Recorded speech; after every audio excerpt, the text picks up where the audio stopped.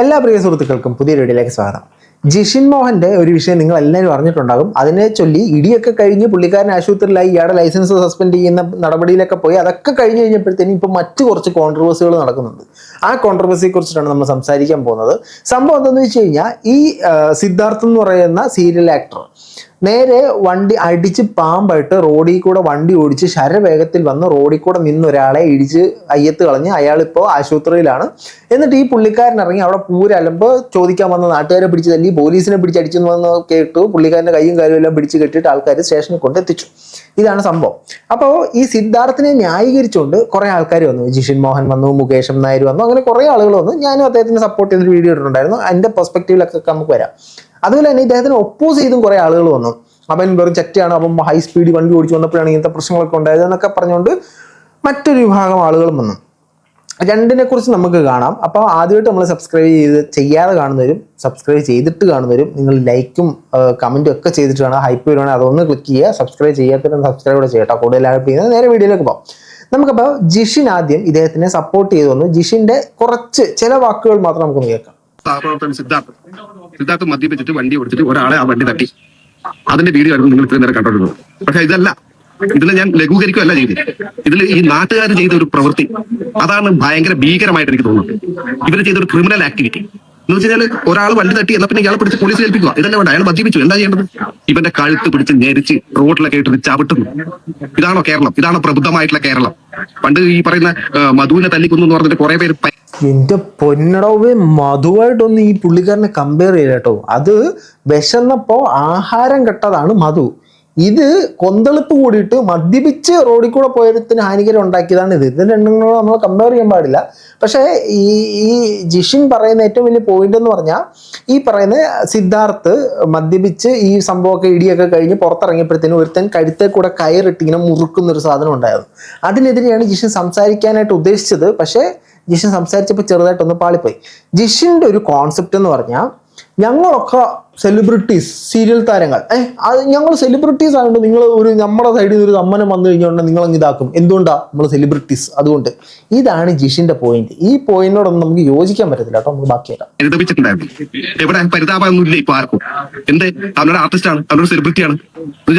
Maximum ഇവരെ ചവിട്ടി താഴ്ത്തണം, അതാണല്ലോ വേണ്ടത്. ഇപ്പൊ എൻ്റെ പൊന്ന് സെലിബ്രിറ്റി അറിയേണ്ട ഒരു കാര്യമുണ്ട്. സെലിബ്രിറ്റി ആണെങ്കിൽ ആ സെലിബ്രിറ്റി ആ ഒരു നിലവാരം പരിപാലിക്കേണ്ട ഒരു സാധനമുണ്ട്. അല്ലാതെ അടിച്ച് പാമ്പായിട്ട് മര്യാദയ്ക്ക് റോഡിൽ കൂടെ പോകുന്നവനെ ഇടിച്ച് അയ്യത്ത് കളയെ അല്ല സെലിബ്രിറ്റി ചെയ്യേണ്ടത്.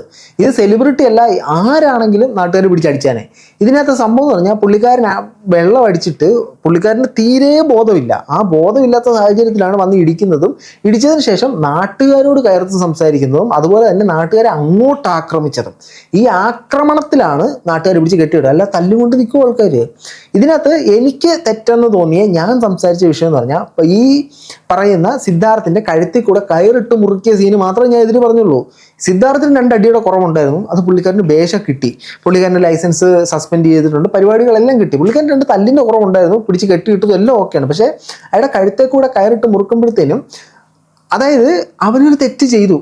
അവൻ മദ്യപിച്ച് റോഡിൽ കൂടെ ഒരുത്തനെ ഇടിച്ച് കൊല്ലാൻ നോക്കി. അവനെ ഞാൻ കഴുത്ത് ഞെരിക്കാൻ കൊന്നു. ഇതാണോ നിങ്ങൾ ചെയ്യേണ്ട സാധനം എന്നാണ് ഞാൻ ചോദിച്ചത്.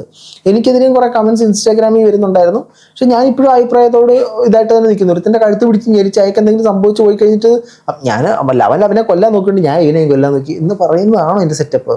പക്ഷെ ജിഷൻ പറയുന്ന മെയിൻ പോയിന്റ് എന്ന് പറഞ്ഞാൽ, ഞങ്ങൾ സെലിബ്രിറ്റീസ് ആയതുകൊണ്ട് മനസ്സിലായോ, ഞങ്ങൾ വലിയ പുള്ളികളാണ്, അതുകൊണ്ടാണോ നിങ്ങൾ ഇങ്ങനെ ഞങ്ങളോട് പെരുമാറുന്നത് എന്നൊരു സ്റ്റാൻഡാണ് ജിഷൻ എടുത്തത്. ജിഷൻ എടുത്തൊരു അഹങ്കാരപരമായ സ്റ്റാൻഡായിട്ട് എനിക്ക് തോന്നുന്നത്. ഏതായാലും നമുക്ക് ഈ സിദ്ധാർത്ഥ് അടിച്ച് പെരുത്തിട്ട് റോഡിൽ മറ്റുള്ളവരെ ചവിട്ടുന്നതും കുത്തുന്നതും തുള്ളുന്നതൊക്കെ നമുക്കൊന്ന് കണ്ടു നോക്കാം. അത് കഴിഞ്ഞിട്ട് നമുക്ക് വേറൊരു കാര്യത്തിലേക്ക് വരാം.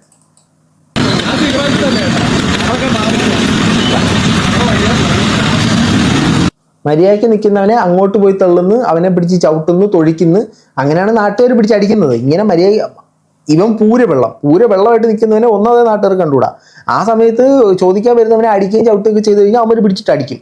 അടിക്കാനൊന്നും ഞാനൊരു എതിരുമില്ല. പുള്ളിക്കാരൻ 2 തല്ലിൻ്റെ കുറവുണ്ടായിരുന്നു. തീർച്ചയായിട്ടും ആ തല്ല് കിട്ടണമെന്നുള്ള ഒരു അഭിപ്രായക്കാരൻ തന്നെയാണ് ഞാൻ. പക്ഷെ കഴുത്തിക്കടിട്ട് മുറുക്കിയ സാധനത്തിന് മാത്രമേ ഉള്ളൂ കേട്ടോ ഞാനെതിരെ. വേറെ ഒന്നിനും ഞാൻ എതിരല്ല. ഇങ്ങനെയുള്ളവന്മാരെ കിട്ടിക്കഴിഞ്ഞാൽ 2 സ്പോട്ടിൽ 2 തല്ലി കിട്ടണം, എന്നാലേ അവന്മാർ പഠിക്കത്തുള്ളൂ.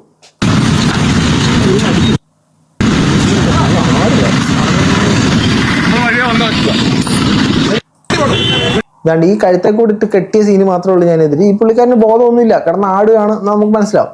ഇനി ഇതിനകത്ത് ഞാൻ ഈ ഒരു ഇൻസ്റ്റാഗ്രാമിൽ വീഡിയോ ഇട്ട സമയത്ത് ഒരാൾ വന്നിട്ട് ഈ വീഡിയോക്ക് കമന്റ് ചെയ്തു, ഐശ്വര്യ എന്നാന്ന് തോന്നുന്നു പേര് ഞാൻ വിട്ടു, ടോക്ക് വിത്ത് ഐശ്വര്യ എന്ന് തോന്നുന്നു. പുള്ളിക്കാരി ഈ ഒരു സംഭവം നേരിട്ട് കണ്ട ദൃക്സാക്ഷിയാണ്. അപ്പൊ പുള്ളിക്കാരി പറയുന്ന ഒരു കാര്യങ്ങൾ നമുക്കൊന്ന് കേട്ട് നോക്കാം.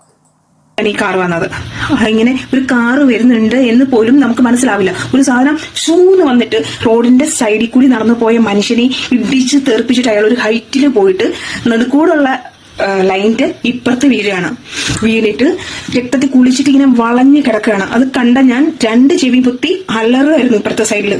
അപ്പോ ആ മനുഷ്യൻ കിടക്കുന്നതിന്റെ ഇപ്പുറ സൈഡിൽ മൊത്തം ബ്ലഡ്. അവിടുന്ന് ഒരു വെയിറ്റിംഗ് ഷെഡിന്റെ സൈഡ് ഭാഗം കൂടി ഇടിച്ചിട്ടാണ്, ആ വെയിറ്റിംഗ് ഷെഡിൽ ഒരു മനുഷ്യൻ ഇപ്പോൾ അയാൾ ചാടി, അതുകൊണ്ട് അയാൾ രക്ഷപ്പെട്ടു. വെയിറ്റിംഗ് ഷെഡ് അപ്പോൾ ഒന്നിലധികം ആളുകൾക്ക് ജീവഹാനി വരാൻ സാധ്യതയുള്ള സാധനമാണ് നമ്മുടെ സിദ്ധാർത്ഥണ്ണൻ ചെയ്തു വെച്ചത്. അപ്പോൾ സ്വാഭാവികമായിട്ടും മദ്യലഹരിയിൽ ബോധം കാണത്തില്ല, റോഡിൽ കൂടെ പോകുന്നതിനും വരുന്നതിനും കാണുന്നതിനും എല്ലാം പിടിച്ചിടിക്കും. അപ്പോൾ പുള്ളിക്കാരൻ്റെ ലൈസൻസ് റദ്ദാക്കേണ്ടതൊക്കെ കറക്റ്റായിട്ടുള്ള സാധനമാണ്. അതിനൊന്നും ഞാൻ ഒരു എതിർപ്പും പറയുന്നില്ല, ഫുൾ സപ്പോർട്ട്.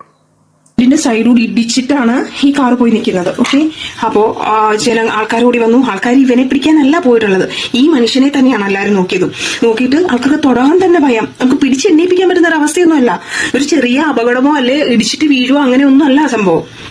അയാൾക്ക് തക്കതായ അപകടം സംഭവിച്ചിട്ടുണ്ട്. കാരണം അയാളുടെ ബൈക്കിലാണ് ഇടിച്ചിട്ടാണ് ഈ ഹൈറ്റിൽ പോയിട്ട് ഈ താഴെ വന്നിരിക്കുന്നത്. നിങ്ങളൊന്ന് ഇമാജിൻ ചെയ്തേ, നിങ്ങളുടെ അച്ഛൻ ജോലി കഴിഞ്ഞിട്ട് വീട്ടിലേക്ക് സാധനം വാങ്ങിക്കാൻ പോകുമ്പോൾ അല്ലെ നിങ്ങളുടെ ഭർത്താവിന് ഈ ഒരു അവസ്ഥ ഉണ്ടായാൽ നിങ്ങൾ സഹിക്കുമോ? അപ്പോ ഇവൻ കാറിൽ നിന്ന് ഇറങ്ങിയ ആളോ മഞ്ഞിന് നിൽക്കാൻ കൂടി വയ്യ. നിൽക്കല്ല, അവൻ ആരാണെന്ന് തന്നെ അവന് ബോധമില്ല. അവൻ മദ്യപിച്ചിട്ടുണ്ടെങ്കിൽ ഒന്ന് ചെയ്യേണ്ടത് അവന്റെ വീട്ടിലിരിക്കണം.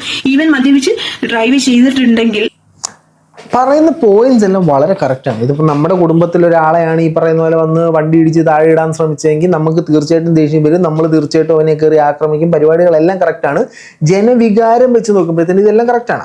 ഇപ്പോൾ ഇതിനകത്ത് അവന് 2 അടി കിട്ടിയതൊന്നും ഞാൻ എതിർപ്പല്ല. ഇത് ഞാൻ 2-3 തവണ ഈ സ്റ്റേറ്റ്മെന്റ് റിപ്പീറ്റ് ചെയ്തുകൊണ്ട് തോന്നുന്നു. പക്ഷേ നിങ്ങൾ ഓർക്കേണ്ട ഒരു കാര്യം, ഞാൻ ഇൻസ്റ്റാഗ്രാമിൽ ഇട്ട വീഡിയോ അല്ലെങ്കിൽ ഞാൻ ഈ പറയുന്ന സിദ്ധാർത്ഥനെ സപ്പോർട്ട് ചെയ്ത വീഡിയോ എന്ന് പറഞ്ഞാൽ പുള്ളിക്കാരൻ അടിച്ച് മദ്യലഹരിയിൽ ബോധമില്ല, പുള്ളിക്കാരൻ്റെ ബോധം തീരെയില്ല, തനിച്ച് എഴുന്നേറ്റ് നിൽക്കാനുള്ള ഒരു ശേഷി പോലും ഇല്ല എന്നുള്ളതാണ് നമുക്ക് ഈ വീഡിയോ കേൾക്കുമ്പോൾ, അതായത് നേരിട്ട് കണ്ട ആളുടെ ഒരു സംസാരത്തിൽ നമുക്ക് മനസ്സിലാകുന്നത്.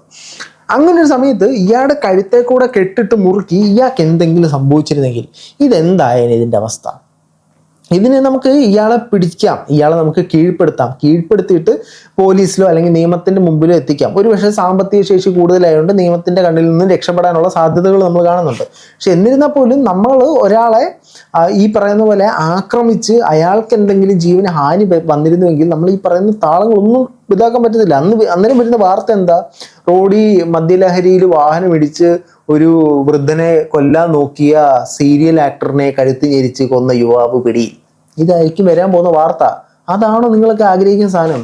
നമുക്ക് അതായത് ഒരുത്തനൊരു തെറ്റ് ചെയ്ത് ആ തെറ്റിനെ അതിനെക്കാട്ടിലും വലിയ തെറ്റുകൊണ്ടാണോ നിങ്ങൾ കവർ ചെയ്യണമെന്ന് ചിന്തിക്കുന്നത്? എനിക്ക് ഇതിനോടൊരു യോജിപ്പില്ല കേട്ടോ. അവന് 2 തല്ല് കിട്ടുകൊണ്ടാണോ? അവൻ തല്ലി കിട്ടിയിട്ടുണ്ടെങ്കിൽ അവൻ്റെ കയ്യിലിട്ടുകൊണ്ട് തന്നെയാണ്. വെള്ളം അടിച്ചു കഴിഞ്ഞാൽ വയറ്റിൽ കിടക്കണം, ഇല്ല കയറി വീട്ടിൽ കിടക്കണം. ഇത് രണ്ടും അല്ലാതെ റോഡിൽ ഇറങ്ങി നാട്ടുകാരുടെ നെഞ്ചത്തോട്ട് കയറി കഴിഞ്ഞാൽ നാട്ടുകാർ പിടിച്ച് അടിച്ച് അയ്യത്തിടുക എന്നുള്ളതിൻ്റെ പൂർണ്ണ തെളിവാണിത്. അതിന് സെലിബ്രിറ്റി ആവണമെന്നൊന്നും ഇല്ല. സാധാരണക്കാരനാണെങ്കിലും മദ്യപിച്ചിട്ട് ഇറങ്ങി വന്ന് ഇമാതിരി തോന്നിയത് കാണിച്ചു കഴിഞ്ഞാൽ കണ്ണു വയ്ക്കുന്ന നാട്ടുകാരൻ ചെവിക്കല്ല് തുറന്ന് കൊടുക്കും. അതിന് സെലിബ്രിറ്റി ഒന്നും ഇല്ല എൻ്റെ ജിഷിൻ ബ്രോ. അത് നിങ്ങൾ മദ്യപിച്ചിറങ്ങി നോക്ക്, മദ്യപിച്ചിറങ്ങി ഇതുപോലെ പരിപാടി ഒപ്പിക്കും, നിങ്ങൾക്ക് വഴി കിട്ടും. ഞാൻ ഇറങ്ങി നോക്കട്ടെ, എനിക്ക് വഴി കിട്ടും. ഞാൻ അങ്ങനെ അറിയപ്പെടുന്ന ഒരാളൊന്നുമില്ല. ഒരു സാധാരണക്കാരൻ അവനും കിട്ടും. നമ്മുടെ നാട്ടുകാർ പ്രതികരിക്കും. പക്ഷെ അവിടെ നടത്തിയ പ്രതികരണം കുറച്ച് കൂടിപ്പോയോ എന്നൊരു സംശയം മാത്രമാണ് ഞാൻ രേഖപ്പെടുത്തുക. അവൻ്റെ കഴുത്തിലൊക്കെ ഇട്ട് കെട്ടിയിട്ട് എന്തെങ്കിലും ഒരു പ്രശ്നം സംഭവിച്ചിരുന്നെങ്കിൽ ലവനും കുടുങ്ങിയേനെ. ലവൻ വെള്ളമാണെന്ന് ഇനി തമ്പുരാനറിയാം. ഏതായാലും ഇതൊക്കെയാണ് ഇപ്പം നടക്കുന്ന ഏറ്റവും വലിയ പ്രശ്നമായിട്ട് നമ്മൾ കണ്ട് എത്തിയിരിക്കുന്ന സുഹൃത്തുക്കളെ. നിങ്ങളുടെ അഭിപ്രായങ്ങൾ തീർച്ചയായിട്ടും കമൻറ്റ് ബോക്സിൽ കമൻറ്റുകളെ രേഖപ്പെടുത്തുക. മറ്റുമായിട്ടാണ്.